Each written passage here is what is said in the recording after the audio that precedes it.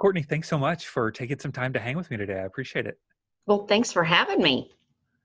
You have done something that I'm just going to say very few people have done, which is start your own business that has been wildly successful. You know what I mean? I mean, it is very successful. Now, the average person might not know it because it's not like Amazon or whatever, but America is made up of small businesses. And by the way, Mhm. I don't know what the cutoff is. But the other day, I was noticing that even a company that has revenue of multiple $1 million is considered a small business. Yeah, like I think the cutoff, it depends on who you ask, but I think the cutoff is around 50 million. Holy moly. If I was having a $50 million business, I would not be thinking I had a small business. But anyway, long intro is to say you've started a service-based business called KidsCare Home Health. And Mhm. I want to hear the journey because there are people that are listening to our podcast that want to start their own thing. Maybe they're starting a side hustle. Maybe they want to start a business. You started a service-based business, which is a great thing to point out. How did you come up with the idea? Take us back. Tell us what year it was. How did you come up with the idea? Take us through the journey. Yes, Kids Care was started in 2003. And at that time, I had just graduated with my master's degree in communication disorders, which is basically speech pathology. And I graduated in August of 2001, so right before September 11th. And my first year out of college, I worked in a school district and I just wasn't happy. And my second year, I was working for a pediatric home health care agency and fell in love with serving little kids that were underprivileged with special needs in their homes. And I just thought, this is my true calling. And what did that And, look like? How did that work? You know what I mean? Like I don't know that experience that field. So take me through it. yeah, so I would drive all over I'm in Dallas, so I would drive all over Dallas and Fort Worth, going from house to house to little kids' homes to do therapy in their homes. And the best part of home health, I think, is that you get the parents involved and you get I mean, David, when we go to therapy in an outpatient setting, we have all their supplies. But when you go to the home setting, you can see like, okay, well, he doesn't have this shiny new toy. He has these things that he plays with as toys. So Hmm. let me use these to let his his vocabulary and his language development be age appropriate. So Gotcha. that was So really so you fell why. in love with it. Oh my gosh, yes. And I worked for a company for about 4 months and was overheard the owners several times say how employees were replaceable. And as a 28-year-old little spitfire who was ready to take on the world, I thought, well, I could do this myself. Why work for someone else? And I mean, I was 4 months pregnant. My husband was working the night shift at the Office Max warehouse because that's the only place he could find a job with benefits, and we were pregnant. It was right after September 11th, so the economy was in the toilet. It was the worst time ever to start a business. And I just thought, well, I'll do it. And I was actually told 3 times by a consultant that I was crazy and not to do it. And I basically was like, well, I appreciate your opinion. Do you want the job or not? Do you want to help me or not? Yeah, Yeah, that's great. That's yeah. great. And so I don't know if it was pity or he needed the work, but he did help me. And we started incorporating in the beginning of 2003 and then opened our doors October 27th of 2003. And it was just me with 10 little patients who believed in the dream. And I did have a partner at the time, and we officed out of her house. And she was a nurse, and she ran the office operations, and I was the only therapist. And today we have about 600 employees, and we've had the privilege of serving over 50,000 children with special needs in 16 years. 50,000. 50,000 lives that you have impacted. Well, that's just the kids. Then Yeah. if you triple that, it's like literally a couple 100,000 people that you've impacted from your work, and 600 of, I can't even imagine 600 employees. Oh my goodness. That is crazy. That is a very large small business, or maybe you're not a small business. I don't know. It's none of my business. Well, yeah, I mean, we're kind of on the borderline. Yeah, that's great. Thank you. So now you have actually transitioned out of running the day-to-day operations of KidsCare Home Health so that you can invest in the lives of female business women, entrepreneurs, and so forth. Is that correct? Yes. And in 2012, I categorize entrepreneurs as either builders or sustainers. And I am a builder. I love the process. I love rolling my sleeves up and getting dirty. And we were sustaining at that point. And I decided I was going to do something that I had dreamt of doing my whole life, because when I was 19, I was a single teenage mom, and I was on Medicaid and food stamps. And I thought, I always had wanted to get my doctorate degree. So I got my doctorate degree in leadership, and I started school in 2012 and finished in 2015. And my focus was on women in leadership and why there are so few. And if you look at it, women are about 50% of the workforce and make up 50% of mid-level management positions. But at the top levels of leadership in the S&P 500, women are not even 5%. Wow. And in healthcare, women are women are about 11% of CEOs. So I thought, well, healthcare is actually doing a little bit better, but it's not where I think we should be. So what are the obstacles that women face when climbing the corporate ladder? And so that was my research. And there were 4 main challenges that my research identified. But I went into it and I said, this is not specific to the healthcare industry. This is gender specific. And so we can talk about that, but really that research parlayed me into a whole nother opportunity, and that is to invest in the next generation of women entrepreneurs to help them start and scale their own service-based businesses. Mm-hmm. Okay, you gave me the bait. I'm taking the bait, Cortney. So you said these are 4 things that hold women back from C-level roles. Is that correct? Yes. And particularly your research was in the healthcare industry, but you're saying this is just gender-wide, it's experience-wide. This is all experiences. Mm-hmm. Well, my doctoral research was in the healthcare industry, but then I took that research and I started interviewing women at all different levels and in all different industries. And I asked them what challenges they faced, Mm-hmm. and they were the same 4. Okay, so give them to me. Okay. Number 1. Number 1 is family obligations. When you look at time diary studies, women typically do almost double the amount of housework and childcare that men do. So for every 1 hour a man does housework, a woman does 1.7 hours. I don't know a lot of guys doing 1 hour of housework, but okay. Yeah, my husband does. Okay, good. He just did the laundry yesterday. But yeah, so I mean, we carry the load. I mean, I always say, women, you are CEOs of a dynamic, incredible, stressful, challenging organization called the Humble Abode. Yes, that is so true. Okay, so family obligations. Mm-hmm. And that's, I also think of children who are ill, and the role of a mother plays there. Oftentimes the mom is playing a central role in caring for that child. Mm-hmm. That and the sandwich generation.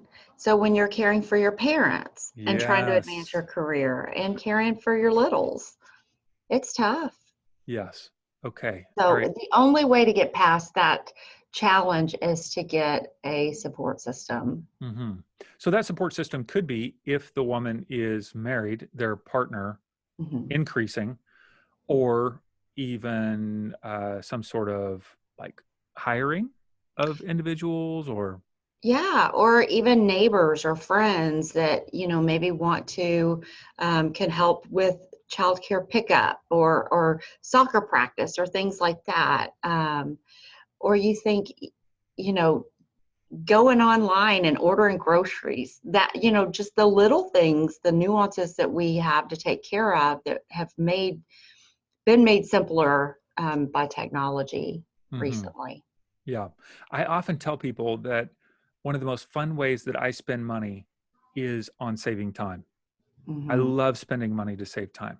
So if I can spend, 10, 20, $50 on something, having somebody else do it for me, it might feel like a luxury. It almost, I'm kind of from a middle class, grew up lower middle class to middle class home in Kentucky, and hiring somebody to clean your house. Ooh, Mo, you fancy. You are Uh-huh. fancy if you're hiring somebody to clean your house. Yeah, that's a good idea. You know what I mean? If you Yeah. can afford it, all of a sudden Yeah. that frees up time and energy for everybody. Well, Um, and you're helping someone else build their empire, their ecosystem in their home. And you're right. I mean, we don't even look at what we could be doing in that time that mhm. we are investing in housework or walking around a grocery store or picking up our own dry cleaning, little things like that. My son goes to a special art school like 20, 25 minutes away from us, depending on traffic. In Southern California, it's crazy. And so there's a van pool, and it costs three-ish $100 a month to take him in the morning and take him in the afternoon. And I drop him off at a grocery store. It sounds kind of ghetto, but it's not. I drop him off at a grocery store, and this crazy van takes him to school. No, it's a van pool. And I thought, man, $300, I could drive him there. And then I had a friend who was a fellow entrepreneur said, okay, David, that's an hour a day of your time. Could, Minimum. could you earn, more than $300 a month financially, or does it, even your mental capacity? So anyway, all of a sudden that $300 feels like nothing to Hmm. invest. Hmm. Obviously you got to have that money to begin with to do it. But I love what you're saying. Okay. So that there are creative ways to uh, reallocate time that could be impacting a woman's responsibilities at home. What's number two? What's another impediment? Two is limited advancement opportunities. So getting to a point where you are at the highest level in your career, but you need to go back to school and being faced with the challenge of time or resources to do so. And then also there were women who had gotten to a point in their careers that they were just unsure about what they wanted to do. Like, do I want to go to a different company and move up, or because I've topped out where I am? And so there were a lot of women that were challenged in their careers and didn't really know what to do with it. So with limited advancement, what would you say you are seeking to do, or you see others are seeking to do, in order to change that reality? So for that, it really depends on the reason for the obstacle. But if they're seeking other employment, it actually parlays into the fourth challenge. So I don't want to skip over the third. But what I see is so many women get mentally stuck while they're stuck at work and think that they can't do something else. And my question is, well, why not? Why not go somewhere where you may be happy? Why not go back to school? There's tons of online programs, but it's almost like that mental block of, well, I just can't. hmm Okay, so number four is I just can't, which is impacts part of the advancement or lack of advancement opportunities. Mhm. What role can men who are listening play in creating more advancement opportunities, and what role can women play who are listening? Hmm.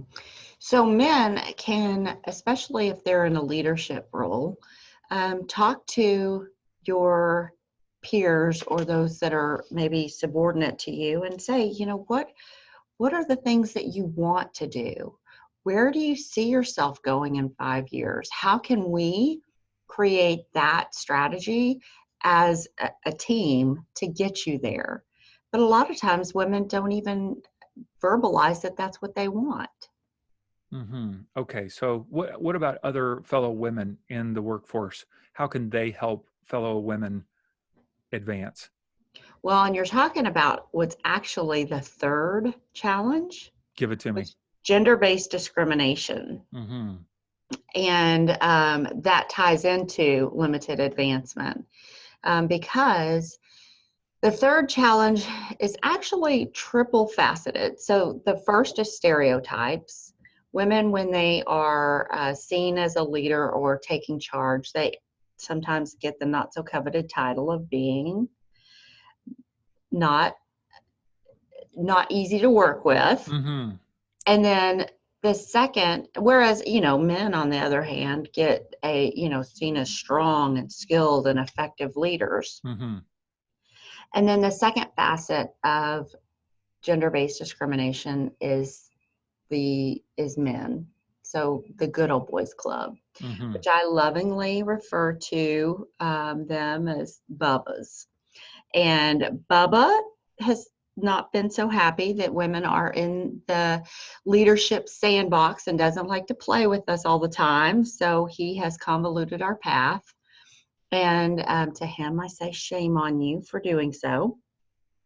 And then the third facet of gender-based discrimination is mean girls. And mean girls very often hold other women back from advancing their careers. One of the women I talked to, I asked her to tell me about her female mentors. And she laughed at me and she said, mentors? I haven't had mentors. I had tormentors. Mm. And it's very real, very real. And it's something that, a house divided cannot stand.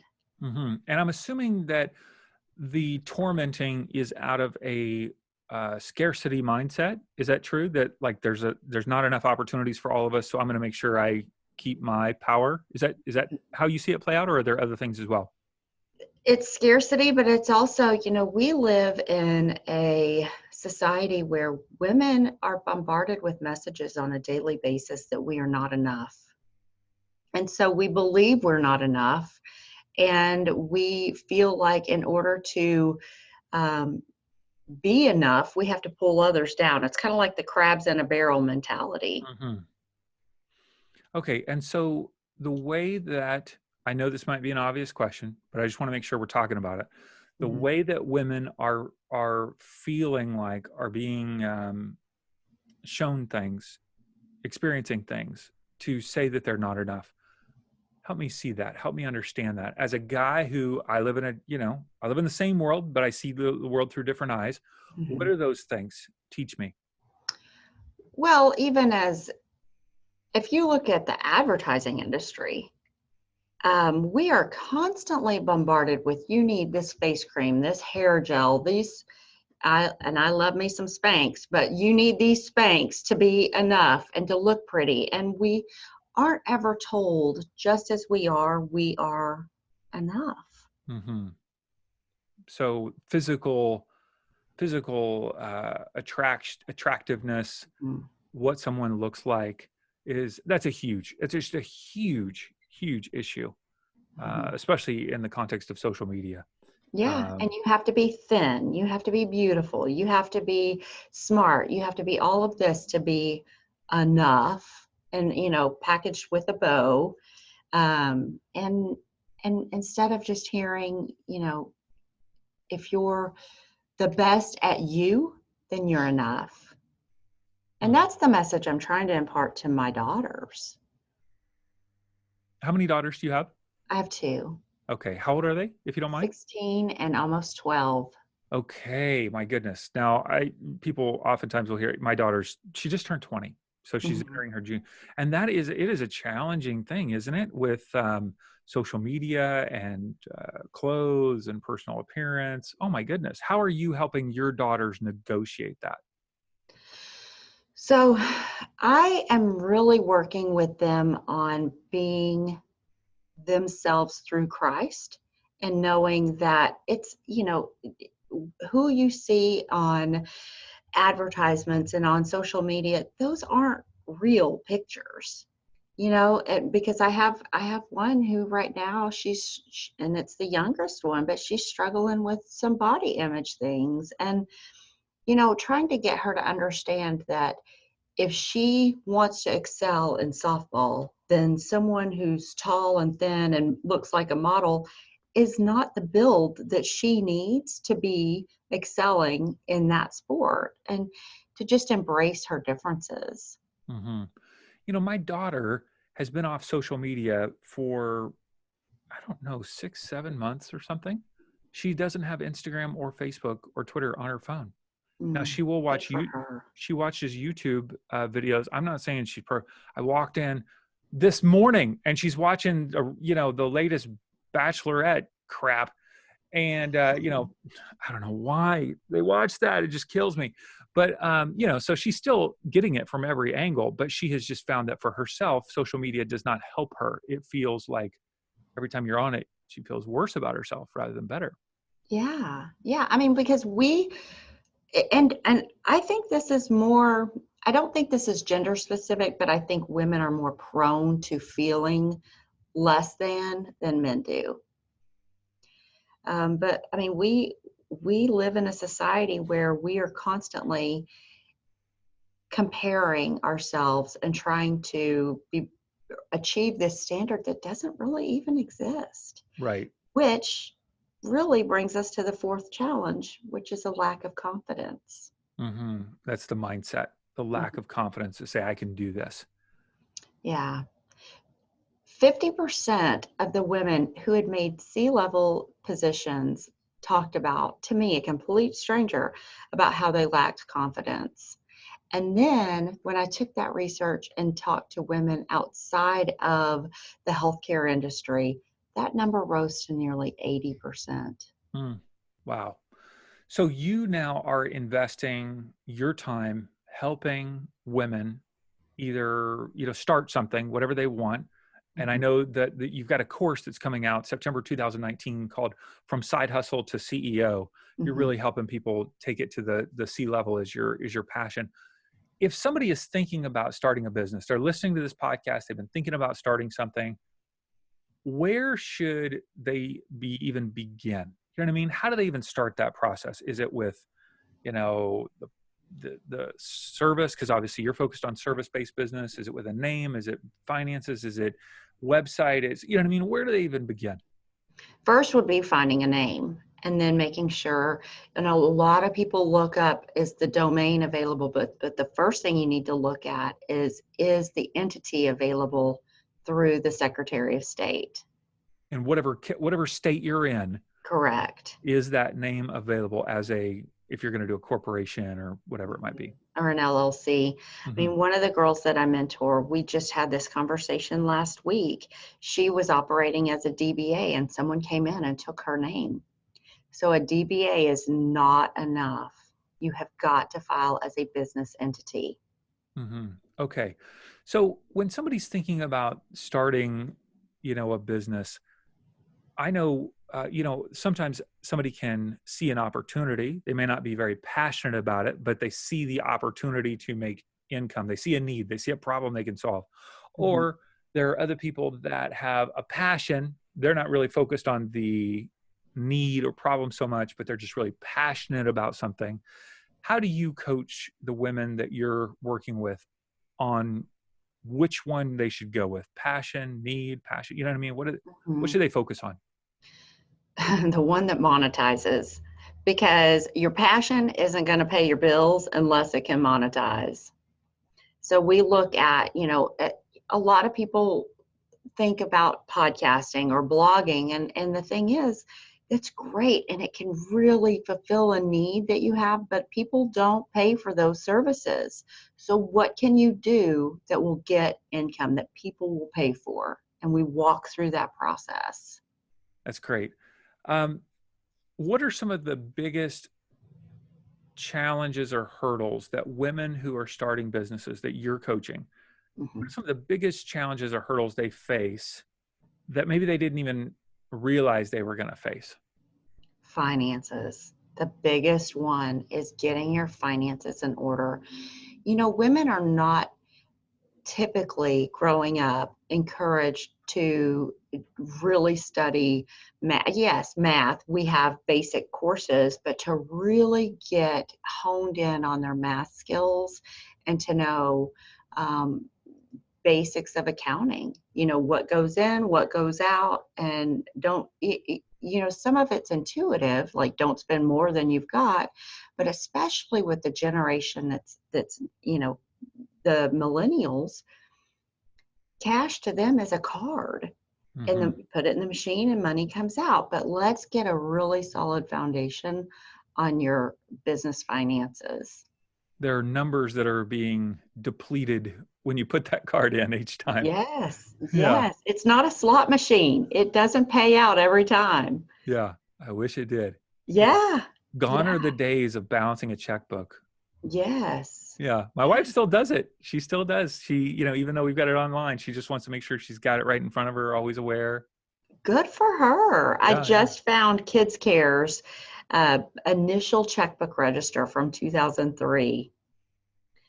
And yeah, I mean, we started this business with $14,947, and that was in the register, and I just saw it yesterday. So that's the only way I knew. I knew it was around 15,000. But you know, that's the other thing is you've got to make sure you've got your cushion to operating expenses, and have a little bit in there for when you're not getting paid and you're not getting customers like you thought. Mm-hmm. For the women that are listening, what words of encouragement, as we wrap up here, what are some words of encouragement that you would give them if they're thinking about starting a side hustle or a business? Oh gosh, that, you know, I didn't start with any business knowledge. I had zero. And all I knew was I had the foresight to see that I was worth more than being treated undervalued for the rest of my life. And they are too. Um, but invest in you.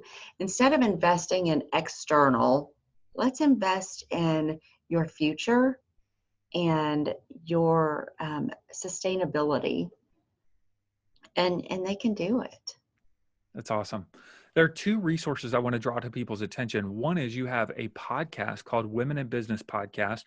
Tell us Mhm. a little bit about the podcast and where they can listen to it. Yeah, it's on all podcast apps, and they can really expect to find women's stories of other women entrepreneurs, and how they faced obstacles and how they overcame their own obstacles. So the Monday episodes are typically inspiration, and the Thursday episodes are generally just me giving business advice and strategies. Great. They also have access to a free resource that you've provided to us. And the name of that is 10 Secrets Millennial Female Entrepreneurs Must Know Before Launching a Service-Based Business. So these 10 secrets, Cortney has a special URL, and you can get this URL if you miss it in the show notes just by swiping up on your phone or on our website. It's CourtneyBaker.com/10 secrets, 10 secrets. And they can get access to that and download it. And that's a way for them to begin connecting with you. And if somebody's looking to get coached, do you coach people across the U.S. as well? I do, and I have a course that's coming out. So if they're interested in starting a service-based business and have absolutely no idea where to start, that course comes out September 10th, and it's called From Side Hustle to CEO. That's great. So September 2019, Side Hustle to CEO. And we'll make sure that we promote that everywhere as well, even after this podcast comes out. So Thank Cortney, you. thank you so much for taking time to hang with us. And your story is incredible. You started with 15,000, you and a partner, 600 employees now, and 50,000 children who have been impacted. That is absolutely tremendous. Thank you. It's been quite the journey.